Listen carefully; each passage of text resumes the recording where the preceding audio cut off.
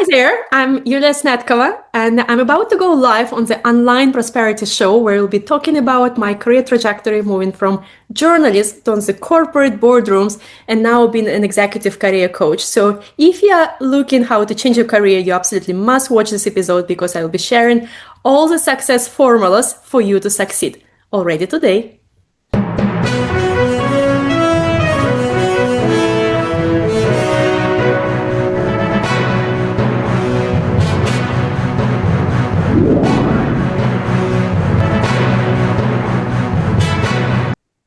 Now, ladies and gentlemen, welcome to yet another exciting episode of the Online Prosperity Show. I'm your host, Prosper Taruvinga, and if this is your first time here, let me just tell you what you're in for. This is the number one show, or the number one spot where we dive deep into exclusive stories, frameworks, struggles, and breakthroughs from the trailblazers who have actually solved the very problems that you might be wrestling with. And our goal is just to show you that real transformation isn't just possible, but it is actually within reach. And to usher us into this episode today, I'm honored to welcome Julia Snedkova. Now, Julia, how are you doing today? Hi, Prosper, and thank you so much for having me here. Really appreciate, as you said, transformation is always within the reach, and I'm all about that. So looking forward to discuss it with you. And yes, I'm good. How are you? I'm fantastic. Now, should I have spoken in one of the four languages that you already speak about, or should I be asking you what country are you in right now? Because from what I've gathered while looking you up, you're a bit of a globetrotter, right? So I'm for sure cosmopolitan, right? So not a cocktail as a person. And so I'm originally from Russia, so that probably gives you an idea of my name. I've been living in Switzerland and France and Singapore, currently based in Paris, not sure for how long, but that's where I am. So yes, I kind of picked up all the languages along the way. Absolutely. And for those that are wondering which accent we're going to be speaking in today, well, you're going to have to listen through the whole conversation because Julia is a powerhouse in and of herself. Like, she's already established. She is cosmopolitan and not exactly the cocktail, but in human form. So to explain what that is, she's an executive and leadership coach who helps ambitious corporate women to break through promotion ceilings and also step into bigger roles, but they're doing this in their own terms. Okay, so it's not necessarily following through, set standards or status quo, but they're actually doing it because you absolutely want to be there. And she draws on more than 16 years of leadership experience across Fortune 500s, and she actually holds an INSEAD MBA. And now she combines boardroom fluency and an ICF coaching expertise. So not only does she speak all these different languages, but she actually speaks, professionalism at the highest stakes. And that's the reason why she can tone it down and do it in her own terms. So we're going to be, going through her journey, how she ended up here, and what actually makes her unique. Now, Julia, I could go on, and maybe I might actually start speaking in tongues, and people might be surprised what I'm actually talking about here. Tell us a little bit about your journey, especially before your corporate days. Who was Julia, and what stories was she around? That's a good question, because if I make a step back and go outside of my corporate career, you would never guess who I was back then, because actually I'm a journalist by education, right? So it's like, it makes the story even more unpredictable in a way. Growing up, I was passionate. I'm still passionate about literature, about languages, like really trying to understand different cultures through different books. And so I decided I will be a journalist. It was a big drama in the family. My family wanted me to be a doctor, which has nothing to do with journalism. And so basically we made a deal with my parents They gave me 1 year to get accepted to their faculty of my choice, which was Moscow State University Faculty of Journalism. And if it doesn't work, next year I will go to the medical school. So that was my starting point. And I put, I don't know, if I say 200%, probably it won't be enough. I put all the 1,000 percentages in just to make sure that I get accepted, because it was such a strong passion from my side. And yeah, so I started as a journalist. In Russia, at least back then, to get accepted to the Faculty of Journalism, you need to be already published since young ages. So I started being published since 14 years old, covering like very, how do I call it, like affordable to my age topics. So I was writing about social topics, about student lives, school lives, like really trying to get first understanding how journalism works from inside. But in reality, I was just writing from my heart, right? Don't forget, back then there was no AI. Internet was still kind of making its first steps in the remote areas of many countries, and in Russia, I was not growing up in Moscow. I was growing up in a small region. So I was just, okay, I'll be a journalist. So it was like very fun years back then, sitting in the library, collecting your materials, study your topics, learning, writing, submitting, being edited by newspapers, getting feedback. So it was like getting adult life at the early ages, I would put it this way. So that's how I started. Absolutely. And thank you so much for opening us up with that, because that really sets the stage of you wanting to live life in your own terms. Okay, so let's just really go back to the fact that parents wanted you to be a doctor. What was the inspiration around medicine? Was it the field that they were in, or was it that they just wanted, the best for their kids? It's a good question, because like I'm not coming from the medical family at all. And so I was just making fun of my parents. You want me to go to the medical school, so when you get older, I can give you, I don't know, home treatment. Oh, they have free medicine. Exactly. But I guess they just saw it as a stable choice, safety net. So when I grew up, like kind of you always can make your way through if you're a doctor, especially if you're a dentist. Like it's kind of at least it was seen by them as a secured profession. And I was growing up, like I was born before the collapse of the USSR, right? So it was like very unstable situation in the country, economically very fragile. And so like for my parents, when the question of me getting higher education popped up, I was like, okay, what's the most secure? Like, okay, you go to become a doctor, because you will always have patients, right? So like independently of the situation in the country, you will still have people around you who will need your help. And so that kind of was their thinking, but it absolutely was not mine. Oh, absolutely. But what was their sort of station in society, that would have, yeah. My parents, they actually, I'm coming from the military family. So both my parents served for army. And so it definitely gave me certain framework of my education. So for me, going to the army was really no go from the get-go. They tried because it's alternative kind of safety choice. So then medicine popped up, which I was still no. Because even like logically, when you prepare to get accepted to the university, right? So if I choose between medicine and I go to chemistry, biology, or I choose between journalism, which is literature, languages, right? It's so different areas to study, right? I was like, okay, I cannot keep up two directions simultaneously. I need to make a choice. I need to make a priority.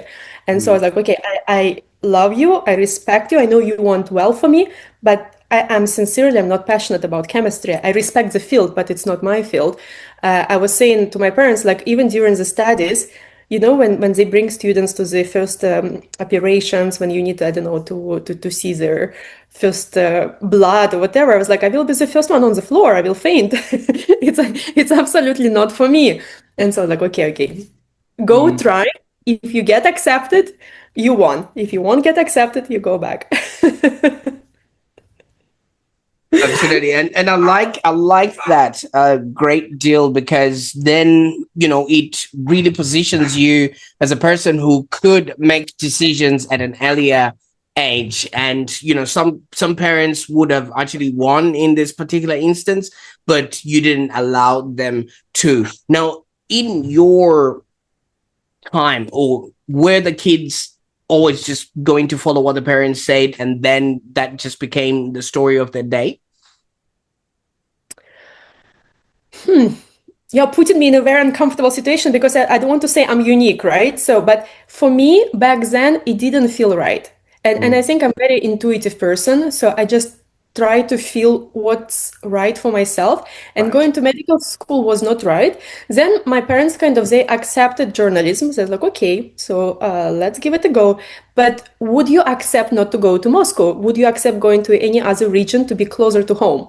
And for me, again, it was non-negotiable. I was like, okay, let's go, let's visit them. Maybe I will like them. And we went with my mom. We visited several universities because like you have an option to speak to students, to academic body, like meet people there.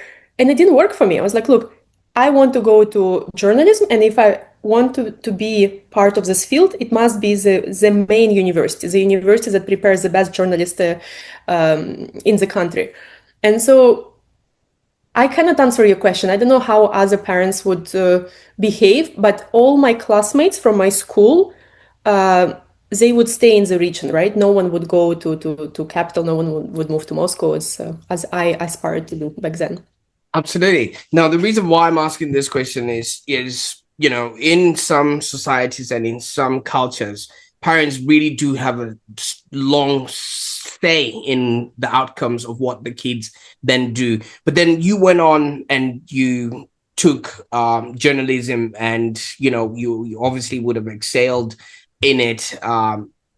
Did the passion of wanting to not become a doctor then follow through with everything else that you went on and did? Because then it just looks like there was a need for you to actually distance yourself from having to then succumb to what the parents would have wanted in the first place.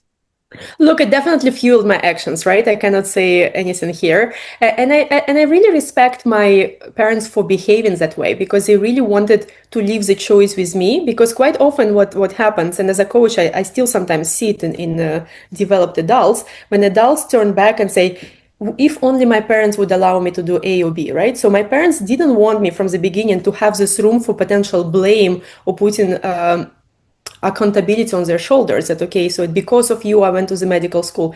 You are given a choice, like now go and take this choice, right? It's opportunity, it's in your hands, it's up to you to get accepted. And it's definitely gave me the fuel to make sure everything I could, everything in my power to get accepted to the place I wanted. And obviously making decisions like that at 14 meant maybe you had a frame of reference. Were they people that you were looking up to at that particular time that you just thought, or was it very intuitive and you had that strong calling that was happening at that time? I think it was 100% intuitive because, again, I didn't have a single journalist in the family. My parents considered it as extremely dangerous profession, right? So, like, they expected me to go to the war zones, to be a correspondent from the like very sensitive locations, and again, back then in the country was like Russia was going quite through a lot of mess, so they didn't want it for me to be there, and so I didn't have any role models to rely on, ask for a help, be mentored. No, it's just kind of me listening to my heart, if I can say it this way. Oh, absolutely. That's very brave. I mean, especially at that age. I don't think at 14 I even knew how to write my own name, and there you were already writing. Okay, let's be fair. You get accepted to the universities at 17, so it's like it's 3 years more. Yeah, I understand. Yeah, absolutely. So obviously, when did you then pursue the journalistic career?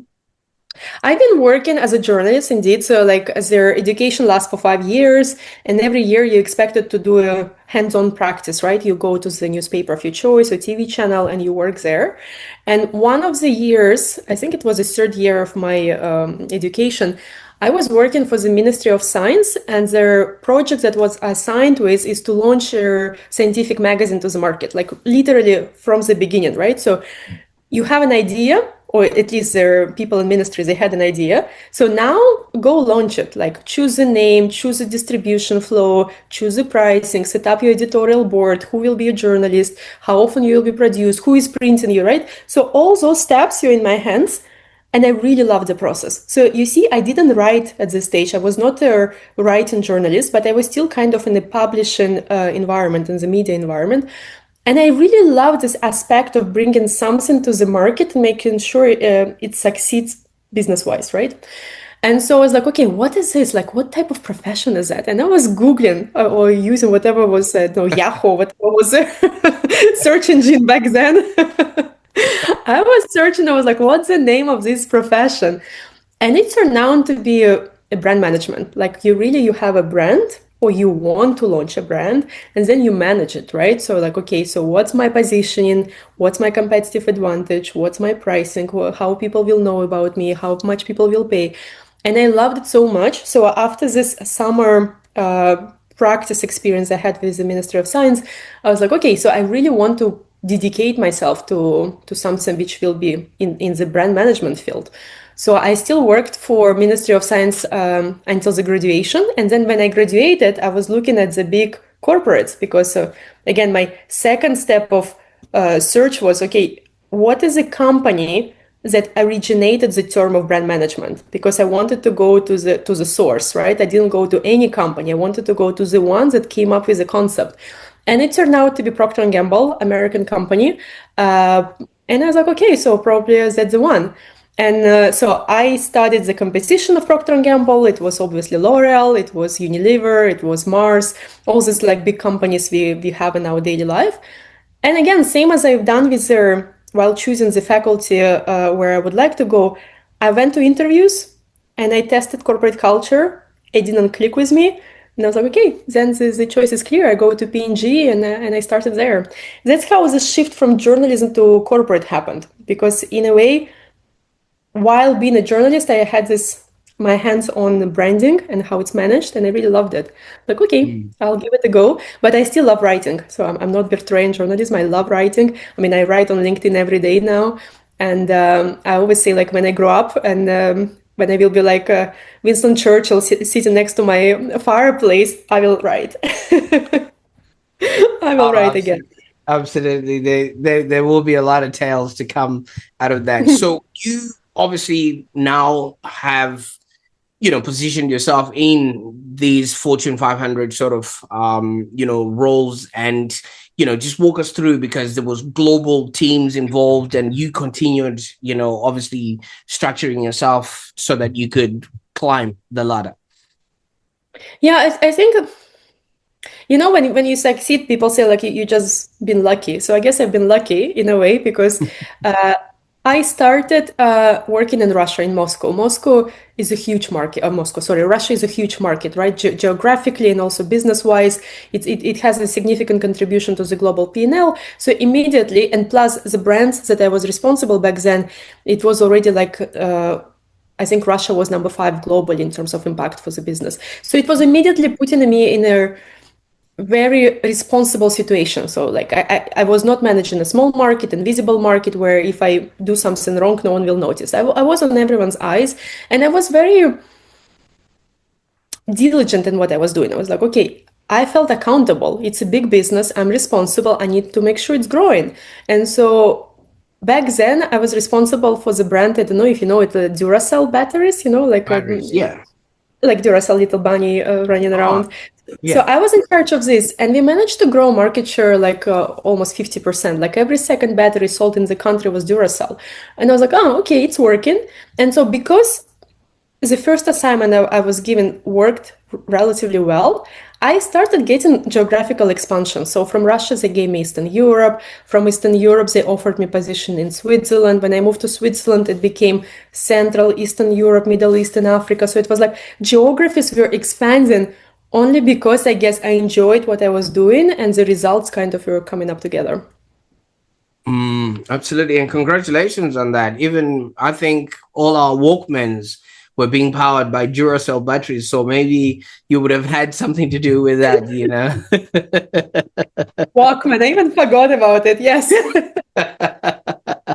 Absolutely. Great stuff. And obviously your role now had moved from, pushing the pen as a journalist to now leading global teams. And obviously this was unprecedented and things like that. Who did you become? I became a learner. I guess that would be the main word, because like the whole transition from journalism to business was very harsh for me. Because I was very good at languages, I was very good at linguistics, but then I was like, oops, there are statistics, there are analysis, there is Excel. And like for me, it was completely new. And I remember like first years, it took a lot of mental power for me to catch up. And I was saying until I got, so I started my corporate career 2007, right? And so until 2016, when I went to MBA, I was always saying I was self-taught, because no one taught me how to do business. No one told me what is P&L. No one told me on which line in P&L you look at, right? What does it mean successful or profitable P&L or losing P&L? Marketing, sales, trade, all those aspects, I was just literally learning myself by looking around and absorbing what is the good practices are. So I try to talk to people, I try to get best examples. So that's why I truly believe that I became a learner, because it was completely such a uncomfortable, in a good sense, environment for me, like new environment. I was like, okay, I need to learn. Absolutely. And obviously, congratulations on the MBA and moving forward. But you actually started to sense a bit of tension under all these accolades and all this shine. What first cracked your sort of confidence that you couldn't keep playing by the same rules? I think what cracked me, it was not something like impacting my confidence yet, but I felt bored. I felt like kind of, I know how it's orchestrated, I know how it's done. And when I was growing from region to region, expanding my responsibilities, I realized it's the same, but you have more stress, you have more accountability, you sleep less. But in reality, it's the same process. And I was like, I just don't want to do it again. Yes, if you ask me to do it, I will do it. I will do it very well. But I don't enjoy it as I used to enjoy it at the beginning. And then I decided to take a pause and go get my MBA. And I'm not sure if I wanted MBA back then to get the business knowledge, which kind of was my selling line to the school. Like, okay, so please accept me because I want to build a foundation, not to be self-taught anymore. Or I just needed a year to pause and to reflect. And now if I connect the dots, I guess it was more the second one, because I was like, okay, I know what I'm doing. I do it very well, but do I like it? And the question was no. And then, and I guess like I'm someone who is very decisive. So I was like, okay, so then we change. There is no drama. I mean, life is beautiful. There are still so many years to live. Like we change. Oh, absolutely. So when you decided to leave corporate, I mean, you're living a safety net. There's your life had been, baked into that whole essence, your identity. That safe salary and things of that nature. You were not afraid? Didn't you think you were being insane to? It was, to say the least, uncomfortable.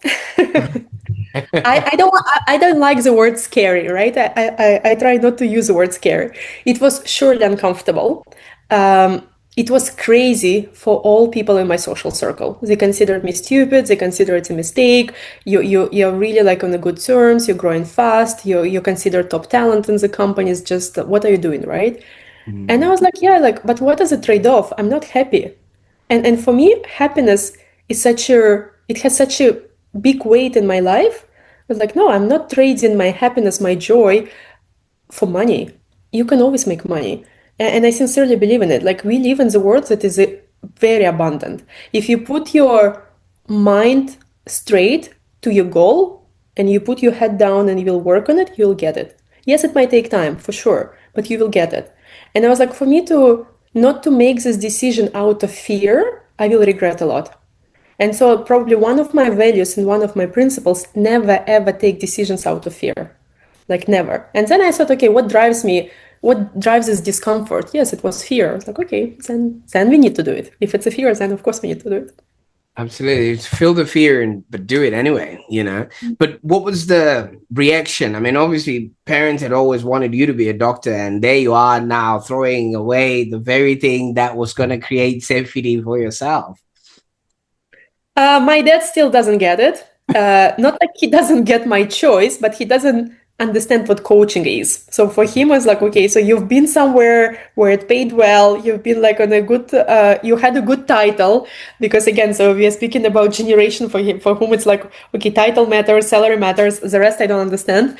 And so for him, I was like, okay, I don't understand it, but I trust you. And I think this sentence was enough for me. I was like, okay, he told me, you always made the right decisions. Your decisions always turn out to be correct. So Mm. I trust you. And intuitively, again, it felt so right. I was like, okay, so like I didn't even think twice. I was like, where do I sign? Okay, let's go. So dad didn't understand it, but did you understand what you were getting yourself into? Like, you know, the first days as a coach, and what were those like? You know, they say when you walk in a fog, you see only next to three steps, right? You don't see the rest. And the most important is to keep walking in the fog. Mm.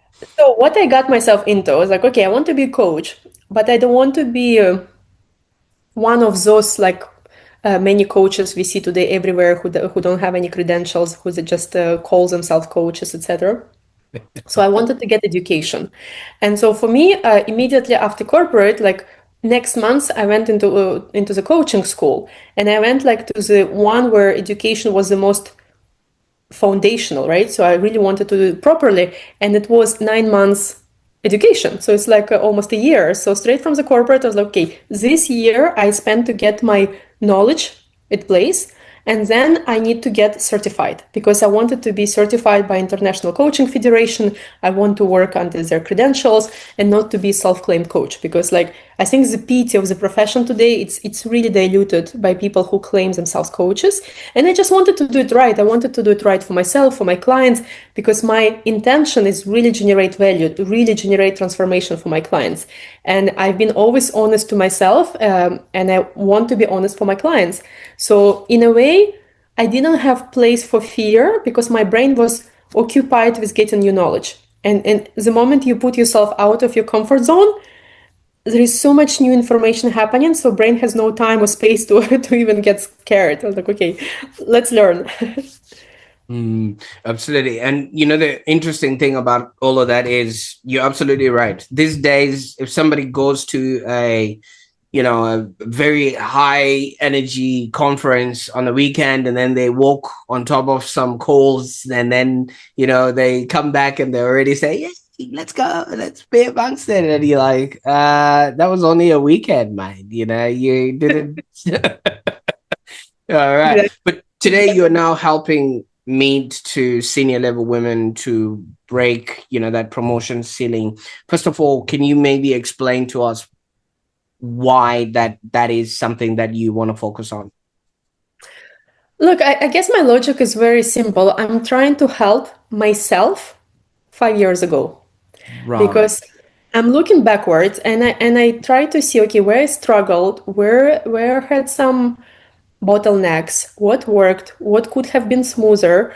And I was like, okay, so the journey could have been smoother. And so I just want to make sure I share my knowledge, I share my expertise with women who are following my steps in different companies, in different geographies, aiming to get to the high levels or aspire to get promoted. And that's what I'm trying to inspire them to do differently.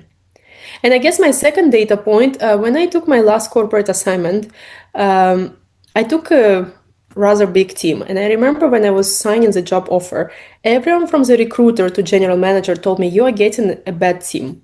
And I was like, but how statistically you can have a huge amount of people collectively called as a bad team? It just, numbers wise, it doesn't work. And so I went to interview everyone individually. So I spent 2 weeks spending like 1 hour talking to every person, trying to understand, okay, what are your drivers? What works for you? What doesn't work for you? And during these interviews, I realized that every single woman that was on my team, because I always ask, how can I help you? And they told me, help me to grow my confidence. I was like, wow, Like I had probably 40% women on the team, 60% men, maybe 50-50 on. And every single one of them, from junior to the most senior, they ask me to help them with confidence.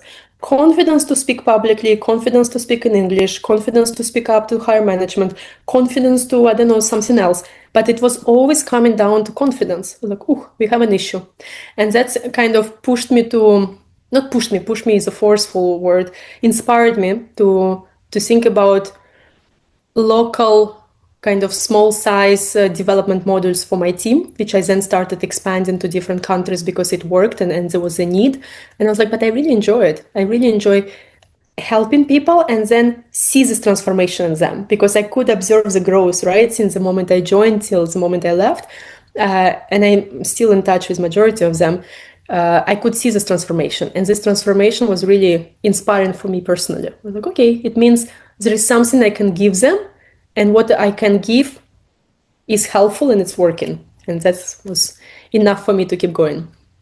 Oh, absolutely. And so this confidence that these women are coming to you for, what do they stand to lose if they don't acquire this confidence? They keep playing low. I think that's the biggest issue, right? Because you are still staying at the level where you're kind of limiting yourself to. Instead of unleashing your ambition, aiming to go high, putting your targets like much at a much higher level, they say, okay, I'm good enough. I'll be good enough. It's fine. And it would be also amazing to see amount of energy they would lose because they get paralyzed for a slightly bigger task. Oh my God, tomorrow I need to speak to director. And so they will be preparing for the whole week. I was like, wow, that's a big amount of energy lost. So we need to do something differently. Does any of this have anything to do with the gender pay gap? You know, why eventually women then get sidelined when it comes to promotions or opportunities to, rise up in the ranks because they are lacking this confidence?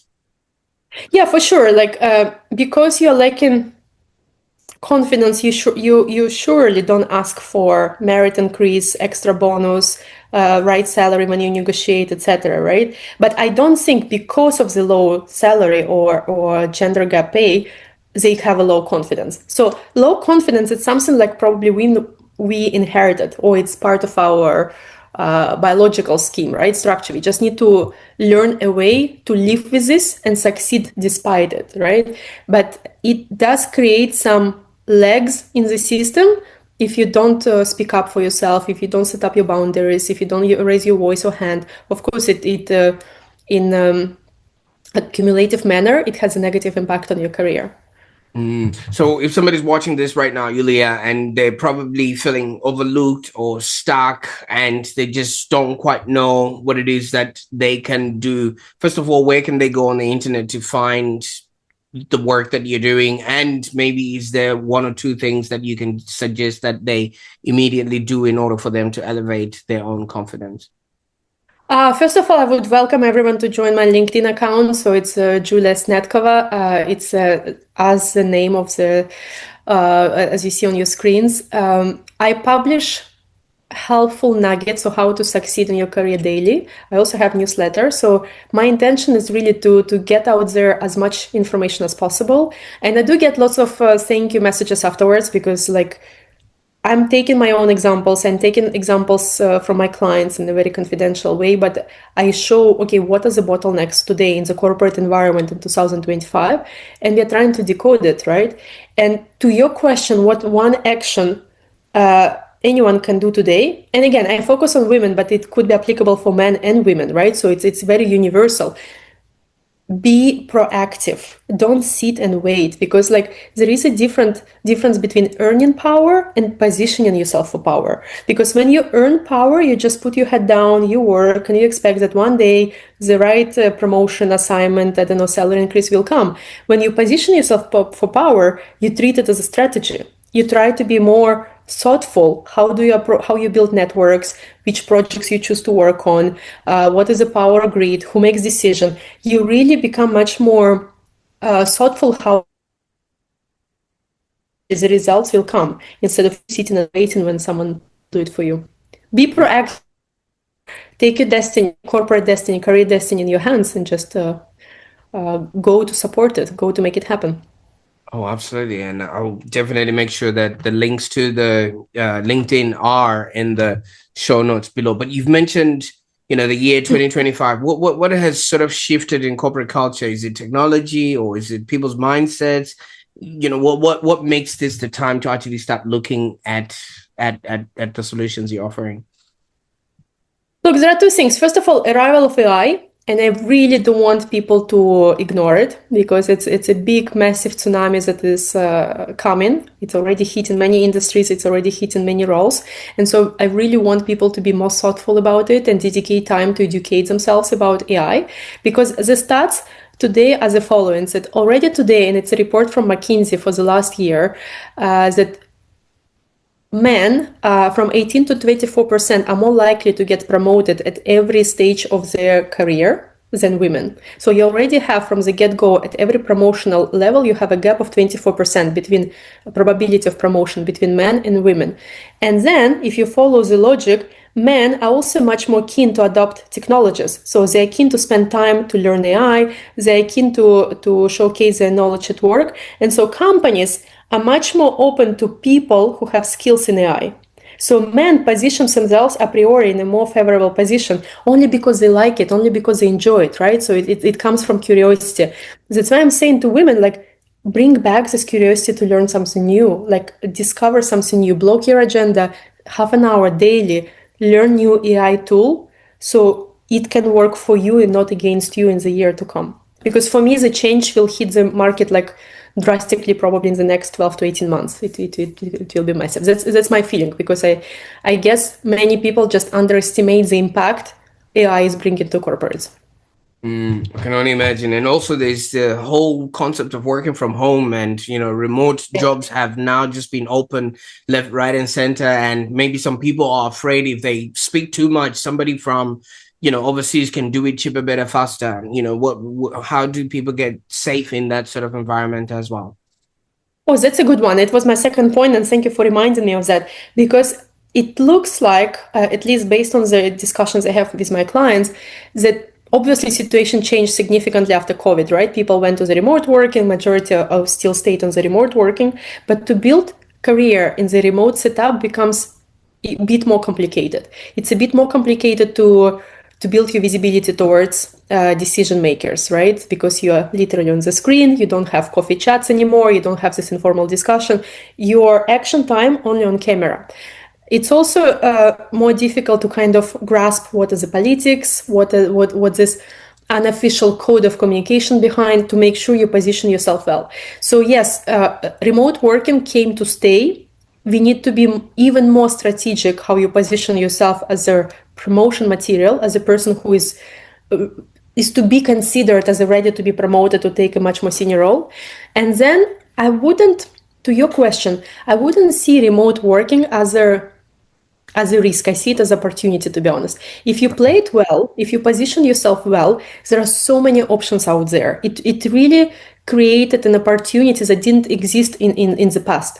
Because today, many companies, big startups, scale-ups, they're looking for the remote opportunities because it decreases your cost, right? So it's easy to have spread out teams and manage them online. And so only because you have access to a larger number of career opportunities, you have logically, statistically, a bigger number of chances to succeed, right? So again, you need to go search, choose, find your right fit, apply, get selected. And then when you get selected in a bigger pool, be more strategic how you build careers there, because it's different than offline world.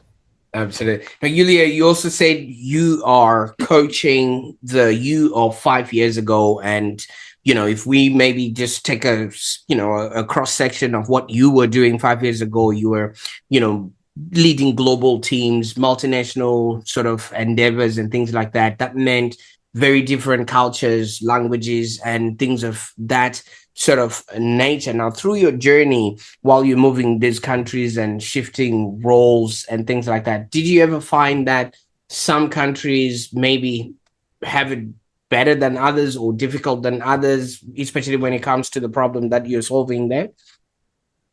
Look, definitely. And I guess what changed is my own awareness and understanding that there are no, yes, there are cultures that could seem to be similar, but they're not similar or identical in the nutshell, right? And so it's up to us to be open-minded. It's up to us to learn what works in one culture, what doesn't work in another culture. I came from Russia, right? So it's talkers. We say what we think. Like we the distance from the task to the action, it's a direct line. We are like really go-getters in a way.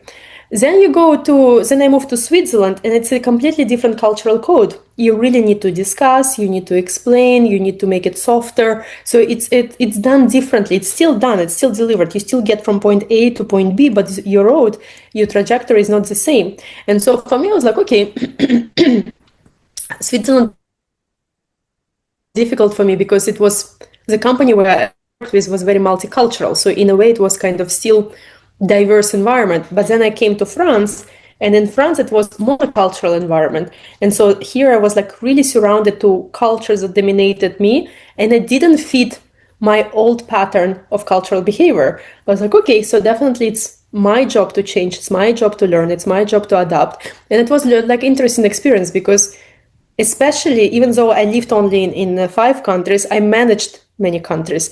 And working with teams located in different regions, I don't know, in Morocco, in Israel, in South Africa, like you really need to position yourself differently or communicate differently or build relationships with teams differently. And that's what I really, really enjoy. Of course, now it helps me a lot by working with clients because you have clients with different countries and they have different cultural backgrounds. And you also, as a coach, you must take it into account as well. Oh, absolutely. And I kind of feel like obviously every step of the way things are changing literally really fast, and people are going to need somebody to hold their hand. Now also, I would suppose you as a coach, you're also, you know, on the cutting edge looking at what's next and what's, you know, coming up ahead. So you've already mentioned AI and also the advent of remote you know, work and stuff. What do you see as the next frontier of your work? Like what sort of problems do you think you're going to be solving by the end of the year or the end of 2026? My gut feel, apologies for my voice. My gut feel, I don't have any data, but it's what kind of more intuition, right? What I have, that now we have such a big arrival of AI and tech being omnipresent in our lives, that the next frontier that we will face, it's people wanting to become more human. Because eventually we'll go back to our roots, right? We are human beings, right? We have emotions, we have feelings. You cannot scrap it, you cannot replace it, you cannot give it away to AI. And so society today already statistically is getting more isolated. Works, we statistically became more lonely, like all alone. And so we will need to have more human presence in our lives. And I guess our coaching will be needed even more in the future. Coach different directions, but eventually working with the human part of us. It's how do I bring back my emotions? How do I bring back my feelings? Because today what happens, like for instance, I see lots of people use AI instead of coaching, right? So, okay, I'm going to talk to ChatGPT, it will answer me a couple of questions, etc. But it will not help you to work through your emotions. It will not help you to work through your feelings. And this one, yes, you can put in the bucket and ignore it, but eventually it will pop up back to the surface. So my gut feel as coaches, that's where we will need to be more present in the future. Well, speaking of which, I really enjoyed your presence on the Online Prosperity Show today. I mean, we could have just spoken to your AI, but you chose to come and, you know, smile with us today. So I really appreciate you know, this chat and just really opening us up to what is possible and where people can actually, you know, go on. Maybe you've got some parting or last words that you just want people to know, especially women that you work with, you know, that, hey. Look, I have so many words for women, right? Because I really want them to go and reach their potential. Don't limit themselves. Take actions. Take small steps, even today, whatever the steps they define. Because life, sincerely, is beautiful. It's limitless, and all the limitations we create for ourselves in life and career, in relationship, it's in our heads, right? And I just really want people to remove those obstacles and keep going. And again, it's applied for men and women because, like, don't limit itself. Let's just unleash the potential we have inside, the fire we have inside. Absolutely. Well, thank you so much. I mean, this conversation has been a ride from the polished boardrooms of PNG to now the messy entrepreneurial middle that's just, figuring itself out and things of that nature. And, I really like how we went from, that small doubt to now clarity, because had we spoke to you 5 years ago, I don't think we would have created something like this today. You would have just been still in over trying to figure things out and things like that. So I really appreciate the journey that you've taken. Prosper, thank you so much for taking me on this journey to share it with you, right? Because I guess we learn about the journey when we start telling it to someone. Because otherwise it just sits there on the bookshelf, we don't open it, we don't read it, and now you just made me to rediscover it. Thank you so much for this. Absolutely enjoyed the conversation. Fantastic. And for those that are watching and listening, you can also tell that the journey isn't linear. It's messy, it's relational. There's people that can stop you in your tracks, but you also have to stand up and say, nah, this is for me, and things like that. And it all often comes from leaning into all that tension. And guess what? I now viscerally believe whatever you're doing or going through in life, you should really play close attention, because one day you have a good story to tell, not only in books or on keynotes, but also on the online prosperity show, just like what Julia has done for us today. So if Julia's story struck something inside of you, and maybe you've also maybe felt stuck, overlooked, or like your ambition was just boxed in that proverbial glass box or glass ceiling, then I really hope that this episode has given you not just inspiration, but somewhat of a blueprint. Okay. So I also encourage you to share this with somebody who is just keep bumping into those glass ceilings, and it seems to be not going anywhere. And in the show notes, I'll be adding Julia's LinkedIn so that you can actually jump on and see what she is doing and how she's helping people. And I don't know what you're going to do with this information today, but I'm really grateful we had the conversation with Julia. And bye for now.